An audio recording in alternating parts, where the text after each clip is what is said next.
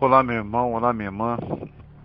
O meu nome é Valdilson, mas podem ficar à vontade e me chamarem de Dil, que é mais fácil, né? Eu sou do canal Missão Sentinela. Eu vou dar continuação agora sobre o que nós vem lendo aqui para trás a respeito do reino. Nós lemos já sobre o reino dos céus, sobre o reino do Criador e agora sobre o reino.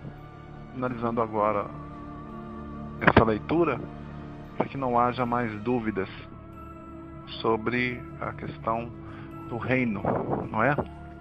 O reino não é as mesmas frases e nem os mesmos capítulos, os mesmos versículos, mas é o mesmo sentido, é para o mesmo sentido a palavra.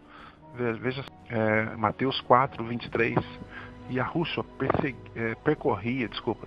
percorria toda a Galileia, ensinando nas suas sinagogas, pregando o evangelho do reino, curando todas as doenças e enfermidades entre o povo.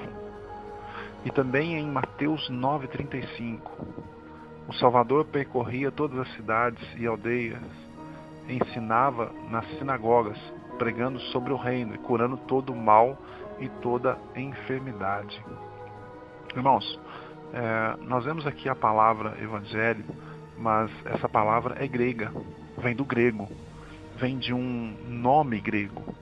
Sem muitas pesquisas, ela aparenta ter um nome próprio, um nome de um homem, que seria Evangelios, que matava os papas. Mas essa é uma pesquisa para os outros irmãos. Eu gosto e tenho base sobre a palavra. Essas pesquisas mais profundas assim, eu vejo os vídeos dos irmãos e aprendo para mim, tá? Mas essa palavra evangelho, ela foi colocada no livro chamado Bíblia. Irmãos, sobre o versículo, note que ao mesmo tempo que Yahushua pregava sobre o reino, ele também curava os doentes. Essa sorte de cura de doenças, muitas delas era para a morte, no pecado. Por isso Yahushua curava os doentes, para que no mesmo instante eles, já curados, pudessem entrar no reino dele, do Messias. Mateus 6,10 diz: venha a nós o vosso reino. Isso também está em Lucas 11, versículo 2. Venha a nós o vosso reino, seja feita a vossa vontade, assim na terra como no céu. Veja, irmão, que nesse versículo o Salvador declara em uma oração modelo a vontade do Pai. E a vontade do Pai é que venha o reino dele sobre nós os vivos aqui.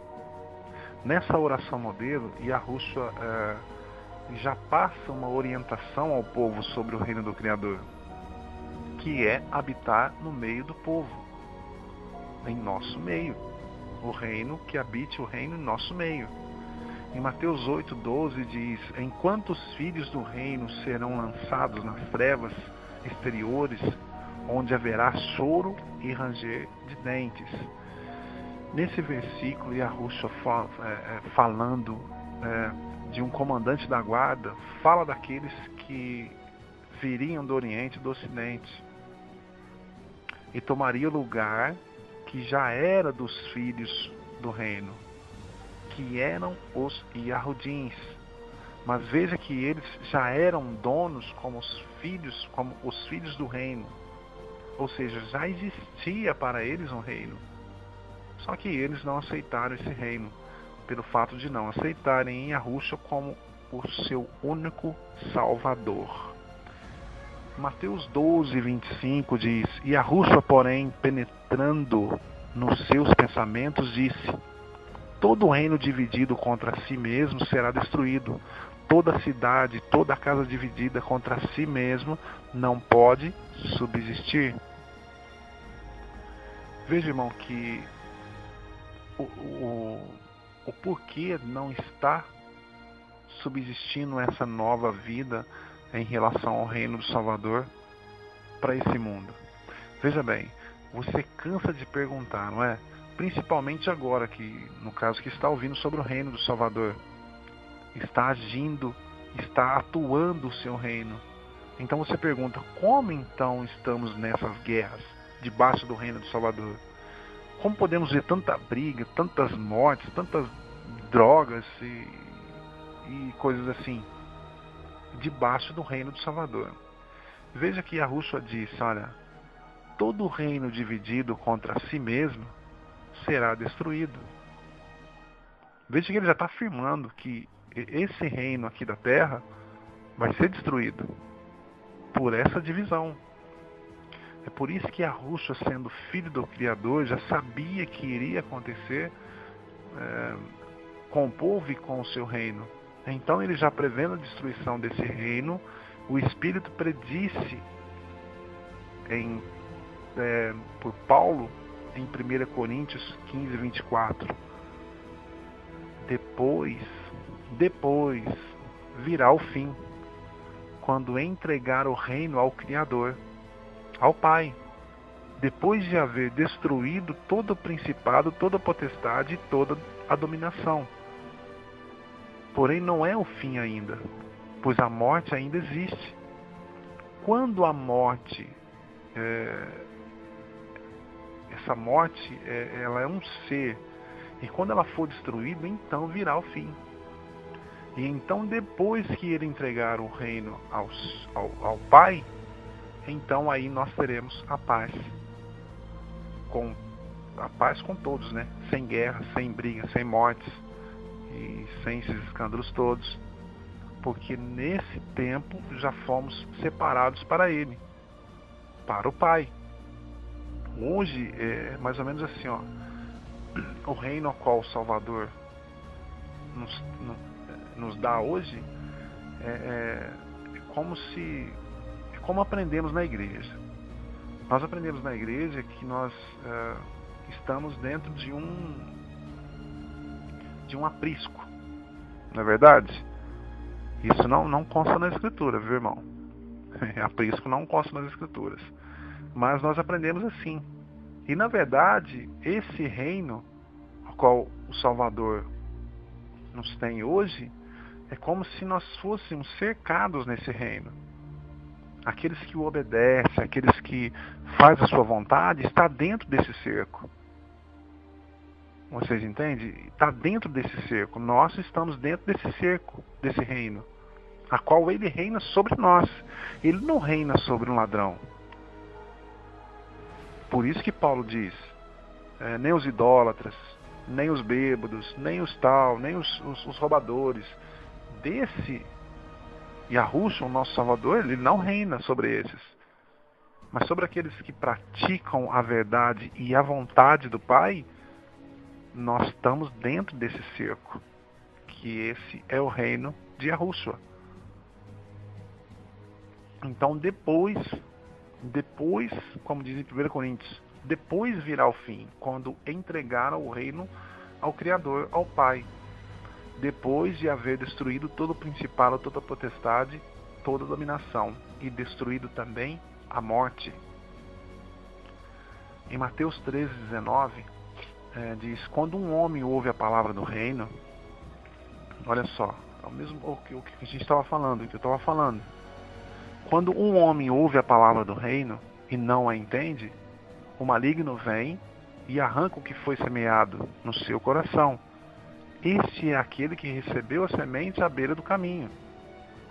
Irmão, dá para entender sem explicação? Tá fácil, não tá? Quando alguém ouve a palavra do reino, veja que essa palavra cai no seu coração. Mas quando a pessoa não entende, como acontece hoje, porque os próprios pregadores entram em contradição com eles mesmos. Quem nunca viu um pastor dizer, Esse versículo não tem explicação, meu irmão. Aí você vai lá e pergunta outro versículo. Essa passagem não tem fundamento para ensino. O mais usado por ele é quando você vai lá e faz uma pergunta para ele e ele sem resposta já viu que estava errado. Ele já viu que ele está mentindo sobre o que você perguntou. Aí então ele te responde: eu vou estudar sobre isso. Vou analisar e te trago um relatório. Não estou dizendo que eles têm que responder no ato. Nem muitos aí que pregam em Arusha também respondem. Mas às vezes tem pastores que você pergunta, fala, às vezes disputa com ele, como Paulo fazia, mas ele foge dizendo isso, mas nunca volta para te explicar. E eu mesmo espero por uns 8 pastores a explicação e sabe o que eles dizem para os seus seguidores? Quando eles têm medo de vir explicar, eles dizem assim, olha meus amados, esses homens estão fora de si, esses homens saíram do Evangelho Santo, são hereges, não vamos mais falar com eles. Por isso eu perdi vários amigos. Eu perdi vários amigos que não saíam daqui da minha casa. Eu perdi vários amigos que passavam a madrugada jogando play, amigos que compartilhavam comigo dia, noite, sobre família, amigos ao qual vinha comer na minha casa, eu também já fui comer na casa deles, amigos, de compartilhar coisas mesmo. Eu perdi vários deles por isso, porque eu fui expulso da igreja. Por quê? Porque o pastor não me responde. E quando você começa a pressionar, o pastor te manda embora mesmo. Te manda embora mesmo. Como eu já disse em outros vídeos aí, tem pastor que nem olha na minha cara. Tem uns que fogem. Tem uns amigos da minha família aí que fogem. São medrosos. Fogem.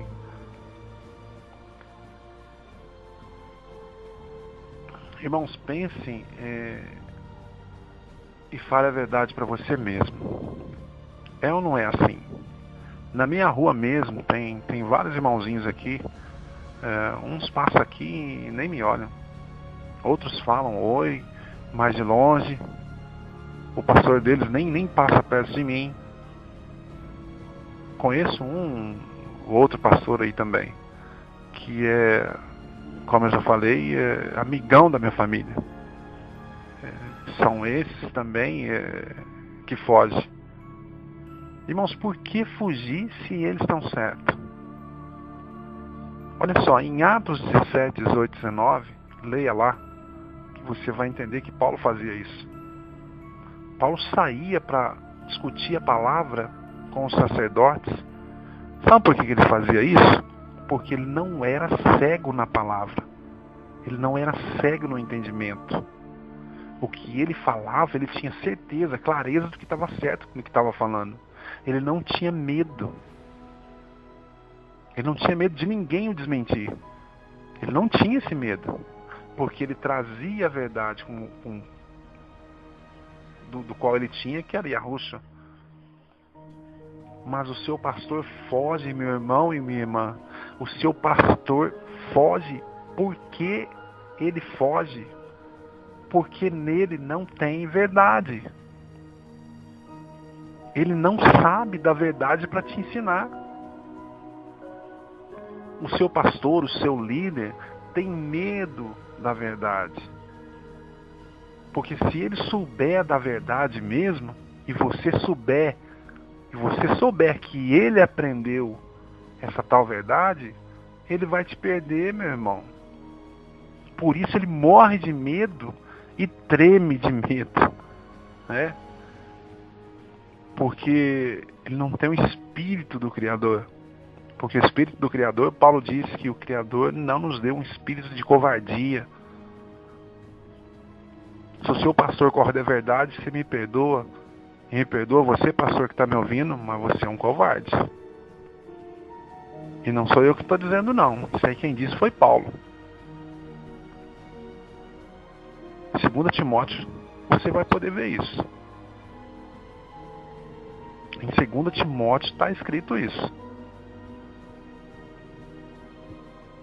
Você pode estar lendo lá que você vai ver.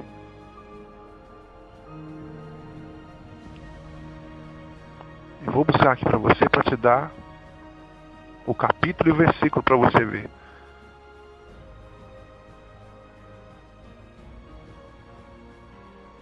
Em 2 Timóteo, capítulo 1, do versículo 7 ao versículo 8. Você pode procurar, você pode ver, que você vai entender perfeitamente que aquele que foge da palavra, aquele que foge da palavra verdadeira, esse é um covarde. Infelizmente, meu irmão, se o teu pastor foge de alguém, se ele diz para você que não pode discutir, ele não pode brigar, ele tem que deixar os outros falarem, porque na verdade os outros estão errados, e ele está certo, porque ele não briga, ele não gosta de discussão.